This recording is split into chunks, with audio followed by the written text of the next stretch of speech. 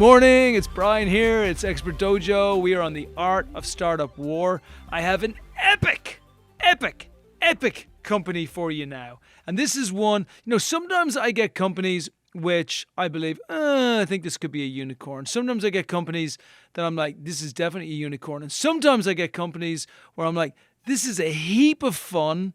It is a moment whose time has come, and it's going to be a unicorn. And in this one here, I am ticking the third one in the box because I don't even understand. I'm going to bring you guys in a second. Let me rant for a couple of seconds here.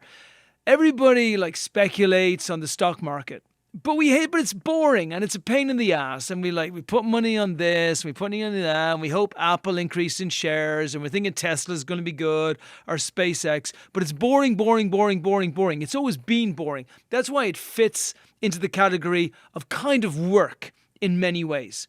And I remember when I first met Chris and Gaston, and they said, what if we created a stock market which was for your favorite people? And why don't we just start it with sports celebrities? And what if that stock market reflected the attitudes of people towards those celebrities based on how successful they were, both on the pitch and off the pitch, depending on what it was? And I thought, oh my God, that's incredible. But how do you do that? And how do you track that? And how do you make sure that it's kept absolutely pure all the way through? And then we went down this fascinating road of blockchain, and I realized that I had this company which had built this monster defensible moat which nobody else could break into, which allowed them an absolute clear run at one of the best ideas in the last 10 years. So Gaston and Chris, welcome to the show. Today we are only talking about your epic company. We are talking about how you are definitely going to become a unicorn. And by the way, most of you listening know me. We invested in this company. So I'm not saying, I think they'll be really good and we should look at this in the future. No, we put money down on the company with about 100 grand into it. If they would let me tomorrow, we would put another 100 grand into this company. That's how much I believe in the company. So as you're listening to the discussion we're going to have today, this is me as an investor trying to work out what the steps look like and how quick we're going to make it to this unicorn status, because I already know we're going to get there. So, hey guys, welcome to the show.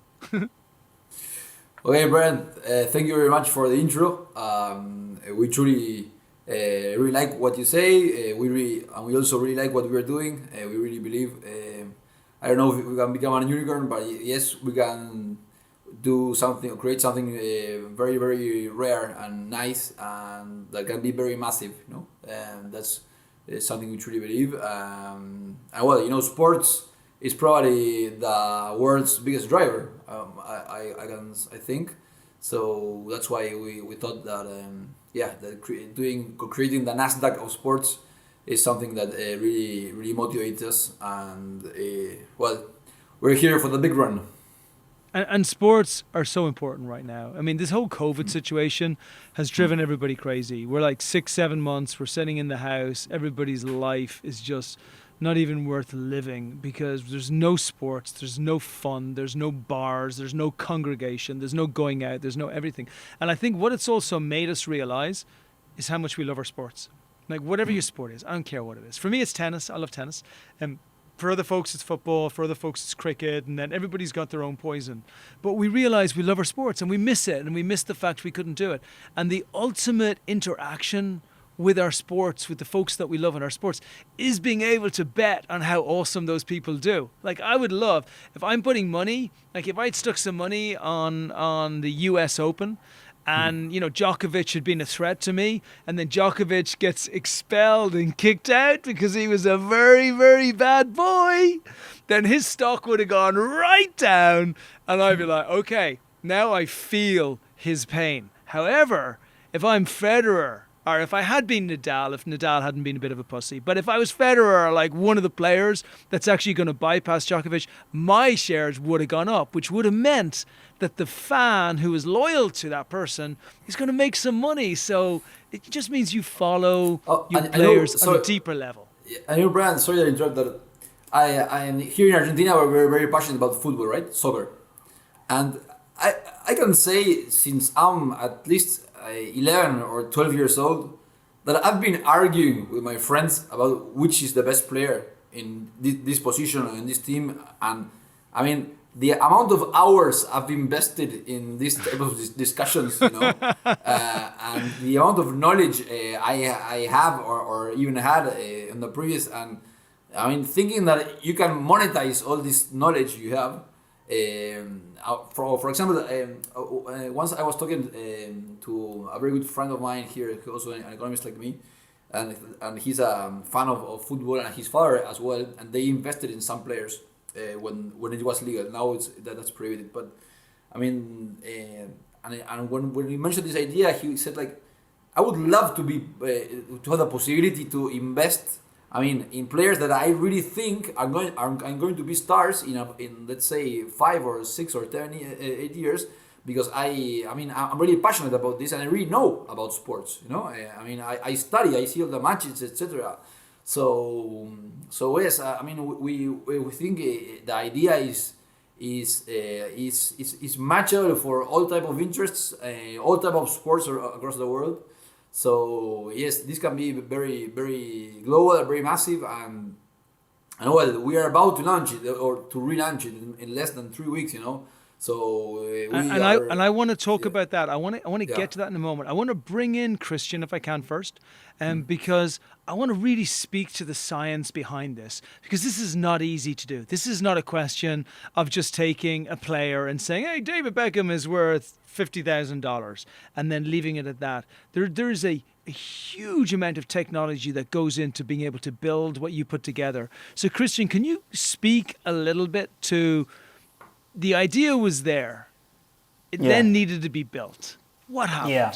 Well, first, thank you for the introduction. Really nice words, and I do believe the huge potential of this idea. At the very end, we are trying to give the users the opportunity to invest in their passion. Now it's in soccer or cricket or sports, and we can broaden the scope to other industries also. Mm-hmm. The idea was, it is from 2 years ago, 2 years and some months. Basically, what's happening in the daily fantasy space is that the communities are very focused on the US and the UK, the markets there, and there's a tremendous opportunity to do this in India. India is a different country right now. It's from those markets, we believe that the conjunctions of the market with the blockchain technology will allow us to do a huge amount of registers in the next months. So I like this. I do want to talk about India. I want to get there in a few moments, though, because I think actually your beachhead, the area you decided to start in, is a touch of genius. It's a touch of genius for many, many reasons, and I want to get there. But just before I get there, I just want to dig into the technology a little bit deeper. I want to dig into, like, how difficult was it to build what you've put together, and why is blockchain such an incredibly important component? Yeah, well, very much. I mean, what we're doing is decentralizing the exchange. So we are building a platform which is virtually borderless, that could be transact with anyone at 7 by 24 hours a day, virtually anywhere of the world in the world. So we are using the blockchain technology as the infrastructure for our project, where we base our assets. We give the users their full ownership of this, and basically we have the tremendous advantage, strategic advantage of creating this market where we don't need to provide liquidity for it. It's because it's a code which lives on the network, which is a blockchain, and the users interact with full transparency and security against that. And so we changed the way the traditional exchanges work, where you need to have a buying order, an ask order, a sell order, and match it and get the transaction. Where you can have a transaction anytime here against the public blockchain, basically. Exactly. Very smart. It's not peer to peer, No, it's very smart. So what you've really done, so firstly, you've decentralized the entire process. You've tracked the entire process in an extremely transparent way. So really, we can pretty much track every single trade all the way back through the blockchain, right? So it allows this huge amount of transparency, which really we don't have today in most platforms, right? We don't really know. There's We some don't guy. have. It's like the federal bank. Like, they just decided that money happens to be worth X today because Yeah. 5 random dudes are sitting in a room and it happens to suit them that money is worth X today. But the beautiful Yeah. thing about how you've built it in this extremely transparent way is it's a platform. Like, it's a sports enablement platform by the people, for the people, whereby you can get ownership of the people. It's cool. That's totally it. Yeah, that's the idea. So basically, we are innovating in the blockchain space by doing this, applied to sports, which is a thing that you don't see in the market right now. So that was the spark of the very initial idea, and since then we are building it. Beautiful. And Yes, how yeah. hard was it to build this? So you've already built pretty much all of the technology, talk to me about how difficult it was to build it, and what was comprised, other than the blockchain element. What's in there? What can consumers expect to see? Well, we have a very complex technology by running this. One of is the blockchain part, which is the smart contracts that manages all the users' money and investments and transactions against the users' wallets, let's say. Mm-hmm. And the other big part is the sports statistics integration. We gather data from sports providers. We track many variables per player per game. For example, for soccer, we track about 30 variables per game. Wow. And that would be the score, the goals they score, the goals they saved, maybe. That's free the kicks. passes they do. Yeah, the Red cards, passes, yellow the red cards. cards, the yellow cards, Awesome. the passes that are incorrect. The minutes played. Goalkeep, everything. So minutes play, How much fun is this? How much fun is this? Because you know Argentina, the most passionate country in the world for football, Yeah. bar nobody. Right? There's nobody else. Okay, they may have shot somebody in Colombia for like having a bad football day, but that's only because Argentina didn't get to do it first. Okay, so the most passionate place in the world. So can you imagine your favorite footballer that you now own a share of is running down the field, and somebody else trips him up, or even worse, your favorite football misses an open goal, and then your share price goes down because of a dumb, stupid, terrible kick on goal? It's going to be awesome. Like, it's it's the going to be best. awesome. And and the idea is that we are innovating in the fantasy space because right now for compete in a real time environment, let's say on a fantasy sport game, you need to build a team of 11 players. You need to do some sort of research. Here you can do some sort of research, but it's much real time. I mean, you can buy and sell shares anytime. So that's basically the idea of building this into the blockchain, right? Yeah, I like it. And then go on. Sorry, Gaston. No, yes. Something that I want to mention is that I believe we are going to be one of the first platforms in the world that is built with blockchain technology, but uses blockchain technology as an underlying technology. What this means is that our implementation of blockchain does not create friction to the final user. And I mean, my mom could enter the website, create an account, put his credit card, put on $10, and start putting money into different sports stars. And I think that this is probably one of the most difficult things we had to I was deal with. I was forgetting that, but this is one Because of the things. in fact we had to implement a secondary solution for the Ethereum blockchain. For right now, if you do a transaction on Ethereum, you can be up to 5 minutes, waiting. And if you're playing a stock market game, that has no use. It has to be instant and it has to be cheap. And also, I mean, for example, there are a lot of crypto platforms where have products that are for the mass audience, but you need to have a crypto wallet to play that. And when you go and ask my mom what a crypto wallet is, she's gonna say, "Look, I like Federer." I don't know what the crypto money what it is. So I think that reducing that friction was, I would say, probably say the biggest challenge we had, and all the other platforms that are trying to do massive products in the blockchain space. What I mean massive is not only for the crypto community, which is very big by itself, but if you want to create a fantasy sport platform where you want to have 1 billion users, you need to do something that is very easy to perform, you know. So I think that was for sure the biggest complexity we had. But of course, I think Chris did an amazing job to sort it out. And well, that's why if you play TradeStars today, you won't even notice you're using a blockchain technology. And if you want to play with fiat money, that's great. If you want to play with your own crypto, you can do it. I mean, we're completely versatile. And I think that's the future. Platforms have to be that, because you're right. It's too much of a barrier for some of the other platforms. The fact that you've made that very easy is extremely simple. So talk a little bit maybe about some of the other challenges you faced while building this, because a lot of the time on these podcasts, it sounds like these things were very easy to build.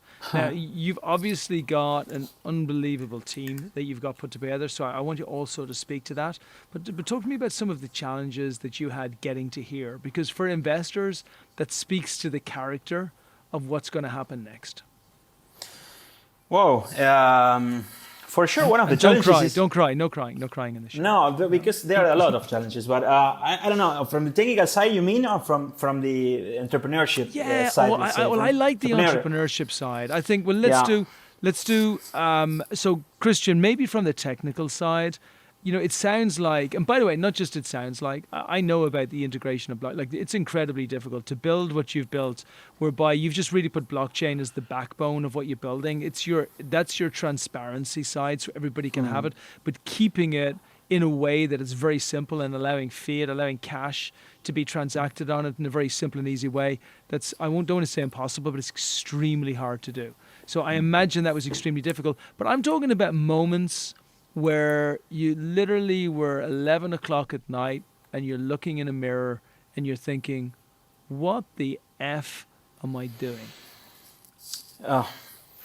Maybe, I don't know, that, Chris, I'm sure you know which moment I'm thinking of. I don't know, many. I mean, I mean, well, many, but entrepreneurship, being an entrepreneur is like you face a lot. I think, at least I talk for myself, you face a lot of moments like that. I mean, if it's you think if it's gonna work, what am I doing? What am I mean, I'm betting into this and putting all my effort and time and everything here, and you know, you don't maybe there are times where you don't see, or you need to overcome a lot of things that arises, you know, problems with the funding, problems with the market fit. You need to understand where you will acquire the users, design of technology. I mean, there are many things. One of the major struggles, besides the technical thing, I think is we are trying to innovate, and we are at the very edge. And I think, and I found actually these 2 years very difficult to translate or to explain what we are trying to do in a very easy way. Yeah.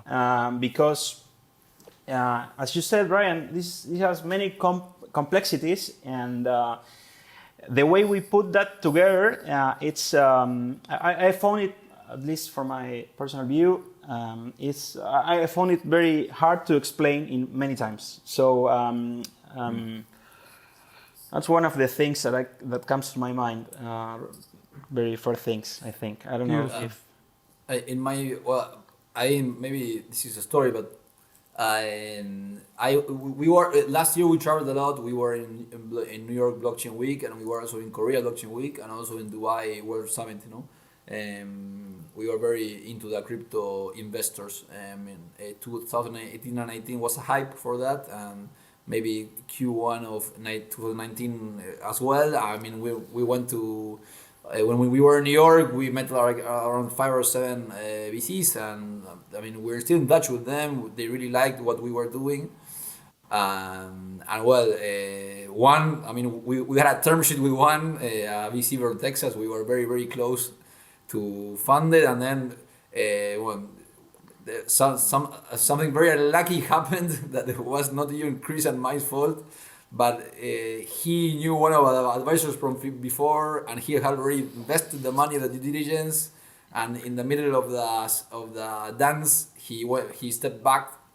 And well, that was very painful, because we were ready to relaunch, and we already, I mean, he had already put the money on due diligence. I mean, when somebody does that, is that you really think you're gonna close it, right? And luckily for us, it was a ego problem between two guys that were outside TradeStars, and I was like, okay, the Argentinians here, like, okay, this is, I can't believe this is happening, but well, it happened. But then after that, of course, we said, okay, so what the F do we do now? I mean, we were about to hire people, people were about to leave out to come to work with us, etc. But we decided to keep on, and then we had another investor, and then we still traveled, and then we met you guys. So we faced another one, which was another one, which was the COVID, right? And the COVID, yes, was for everyone. But COVID we never thought that the sport would stop with sports worldwide. Sometime, the sports didn't even stop during the war. Yeah, I mean that's crazy. I don't know. I tried this. I mean, we passed many of these. It's like the road, the road trip, or I don't know the word in English, but it's It builds something special. Path, I really do. It builds something special because there are certain things that happen that are just so unfair. It's just unfair. It's just really unfair. Like an investor has a problem with another investor, even though it happens all the time. It's so desperately unfair because it has nothing to do with business, nothing to do with you, nothing to do with the product, but it's the kind of thing that you just like walk through a door and somebody punches you in the face right on your nose, and it's so unfair. And then you come back, and then you get to COVID, and you guys killed it. This is why I loved you as well. Actually, for me, there was this saying, I think it was Lionel Richie who said it about his daughter, and he says, the thing that worries me most about my daughter is that she's always had 4 legs to her stool. She's never had to sit on a stool which is 3 legs. And the problem with that is we all hit adversity, right? There's something will happen to every single one of us which is so terrible that it rips the inside out of us. And it's only those of us that have learned to sit on a stool with 2 or 3 legs are the ones that can actually make it through that and somehow be able to build what we build. So all of these things kind of build us as much as they're a nightmare and a pain in the ass. And it was actually the thing I liked most about you. Is we're sitting and we're chatting, and you have a NASDAQ for sports at a time when somehow, from nowhere, the whole world's sports has stopped. I mean, it's like a joke. I'm watching TV, and they're talking about bringing back sports and putting pictures of fans on top of the seats in the stadium. And there's this new industry, burgeoning industry of like doing pictures of people's faces and putting them in the seats. I'm like, have I moved to some kind of virtual universe where everybody has gone effing mad? Because that's where we are. So you go through that and you got to be thinking, this is the pinnacle of unfairness. We just launched, like literally you launched the month before COVID.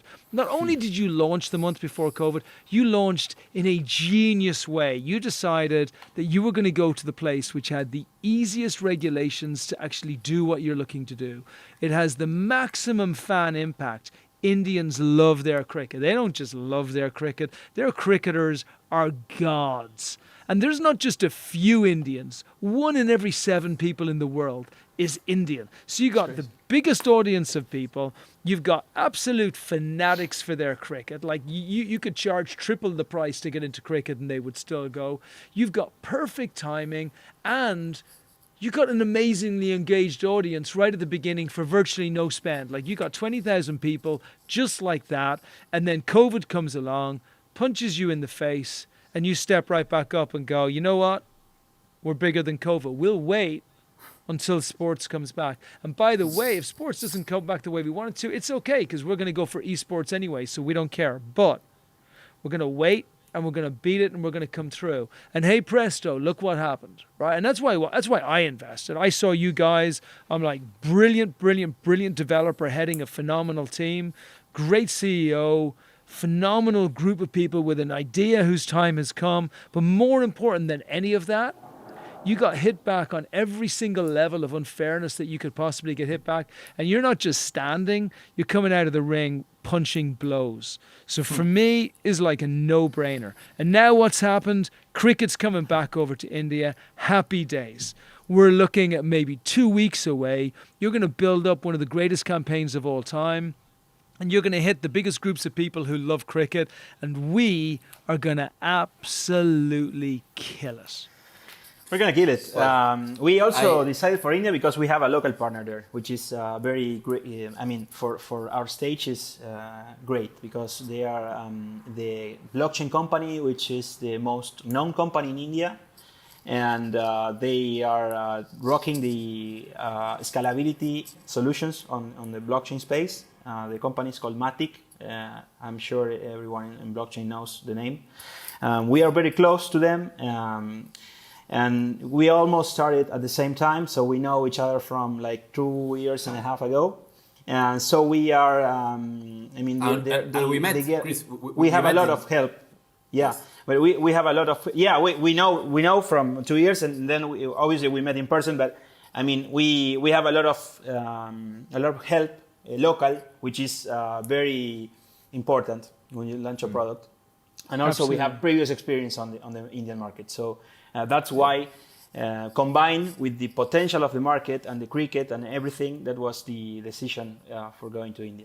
Okay, so let's do my favorite bit. And look, it's a no-brainer decision. Anybody listening to this would see it as genius. You had two choices. Choice number one, go into the US, deal with all of the regulations straight away, hire a bunch of expensive attorneys, get 1 million expensive licenses, and do it all based on a seed fund and maybe get a tiny little bit of traction. Or choice number two, go over to India, get monster traction, have hundreds of thousands of users, start to drive revenue as soon as you start to understand the methodology and how the local folks work, and then build a monster business. And then on top of that, you can not just launch the States, you've got Europe as well. You've got multiple sports you can go to. We have virtually, virtually other verticals and all other geographies because we are building a global product. So we that's our plan, yes. So I want to talk about that. This is the last segment of the podcast where for the investors, we really lay out for them what is the company going to do in the future? Because look, for every single investor out there, investors will pretend they care about the team and they will pretend that they care about the product and they will pretend that they care about the timing. But really the only thing that investors care about when it comes to venture capital investing is will they get the next round? That's all that matters, right? Because if you get the next round and they put an investment in right now and then we trundle along for another 6 months, you raise the next round at an increased valuation of 2 or 3 or 4 times, then everybody's just made 2 or 3 or 4 times their money. Then that investor is investing because they believe that you're going to get the following round after that. And so on the prophecy goes. So I want to speak specifically to those investors right now. And I want to speak specifically to the next 2 rounds that you're going to raise. So let's talk a little bit about what those rounds look like and talk about the traction that those rounds can bring in. And then so folks who are looking at this can see to themselves where you're going to be going in the future. So basically, we are about to launch in India for cricket. To resume. We decided that as Brian said, it was quite smart. Fantasy platforms in India started rocking the scene in the last 2 years. So we think that the momentum is really, really good. The biggest fantasy company, which is the parallel of DraftKings in India, is called Dream 11. The last year they did a $100 million round at a 1 billion valuation, and this year they were going to do a $500 million round at a 2.5 billion valuation. This for us was really good news because it was validating that the fantasy cricket market in cricket is very, very big and it's growing a lot. So we know that we have at least a 100 million company by itself in India. That said, the pandemic, the COVID also gave us the opportunity to start exploring the world of esports, which was something we had on an agenda, but maybe for a later stage. We had a call with we had already like 6 calls with the ex-founder of ESL, the biggest gaming company in the world. They are the ones that did Counter-Strike, for example. It's a game that everybody plays, or Dota 2. Play. And when you mention this idea of creating a stock market of athletes or sports stars or esports players, it's like everybody gets like really excited, so I can invest in the players I think are going to perform the best, so I'm gonna make real money, and I'm going, etc., etc. So basically that happened. They really liked what we were doing, and now that August has ended, that was like the summer. We expect to close a deal before the end of this year, and today esports followers are around 400 million in all the world, and they're all very, very they're fans of a product they see through their smartphone, right, or their computer. So they're all digital, and we think our conversions over there are going to be very, very high, yes, the idea is so we're working on that on parallel. And then after that, I think it's still how much are we going to raise? Actually, sorry, let me just phrase it differently. How much are we going to raise right now? And then what's that raise going to bring us to? Because I think you had 20,000 users who were interested before, who got engaged. So talk to us about how that's going to grow and how much money you're raising. Yeah, sorry, and we have a more aggressive plan. We're planning to reach about 1 million users for the next year. In the next 10 months, our plan is to reach 1 million users. I love that number. Yeah, and following that line, we are planning to raise about a total of $1 million. We raised in total 200K from different investors. The last one was Dojo. And we are continuing our round, talking to investors because we are planning in tranches, maybe 1 or 2 tranches for the next 10 months, following our plan, what we have. Yes, and after that, yes, the idea is to do an aggressive Series A, or around our 6, or we expect to do between 6 and 8 million. Maybe that part of that Series A might be with crypto investors or with an open IEO. We're still talking but we already talked to the biggest exchanges in the crypto world. So I think we've done we worked a lot on it, and we've done all the background stages so that once we are ready to raise the Series A, we perform it quickly and well. Yeah, one of the things to add to this is obviously we have a 10-month plan because we need to understand better some KPIs. We have some, but we need to understand better others first before the growth stage. So we draw, let's say, a plan. We imagine a plan for the next 10 months where we think we can acquire that amount of users and understand better the market for going for a big round and be. We want to be elites of fantasy sports first in India and then worldwide. So I hope we just starting this process. I love that. And look, and your aggression is really clear. I mean, to be going directly for 1 million users, I think India is actually one of the few places that you could achieve that in such a short period of time, which again goes back to how smart it was. And then you can just go from multiple verticals and really take what you just did there and multiply it out. How much money can we make here? So if we're talking about 1 million users, like what does that look like as far as revenue coming through the platform? And what does that look like as far as a revenue model for you both? Well, for the team. Well, I think we still don't really have defined what's going to be the average ticket, right, Chris, of each player? We have some early numbers, yeah. But in terms of potential of the market, you mean, or in terms of... Yeah, so where this can go to. So when you have 1 million users, what do you project that will look like as far as revenue is concerned? Or even speak to individual revenue numbers you think you're going to get through? We are thinking I don't think the point of 1 million users, I don't remember very well, but I think with 1 million users, we're estimating 200K per month or something like that in revenues. It's obviously very tied and to the user's investment, recurrency, and average ticket and everything. We have some early ideas of these metrics that we are looking. And another ones we are,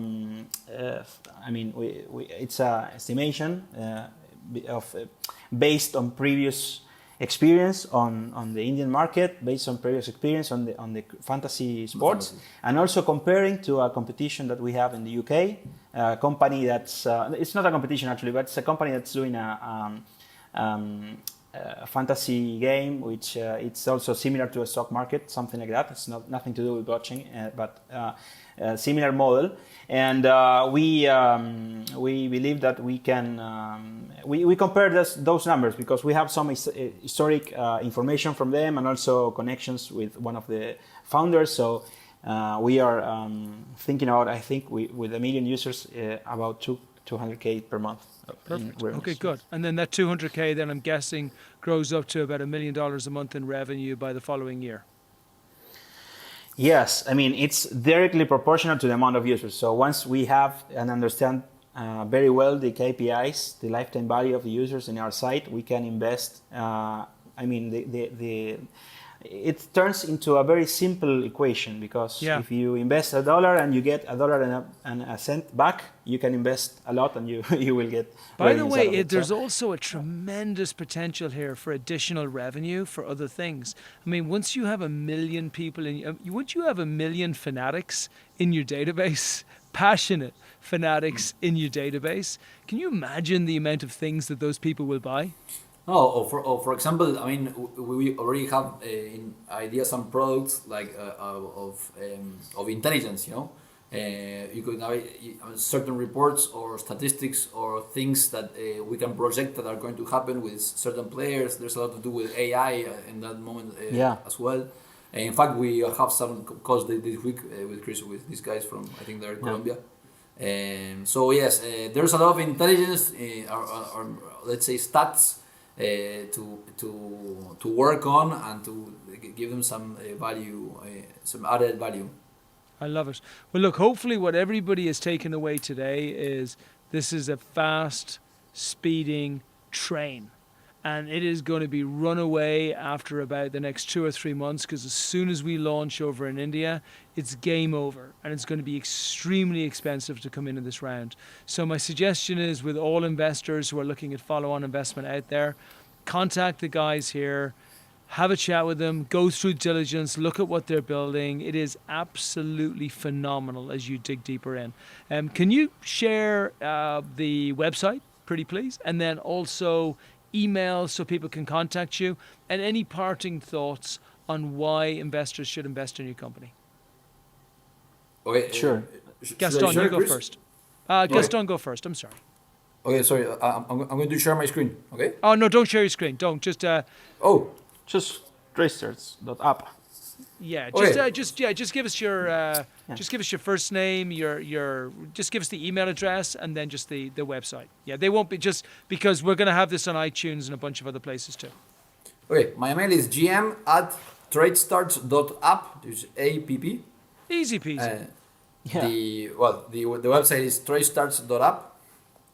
And why you should invest in us? Well, we're about to create a monster.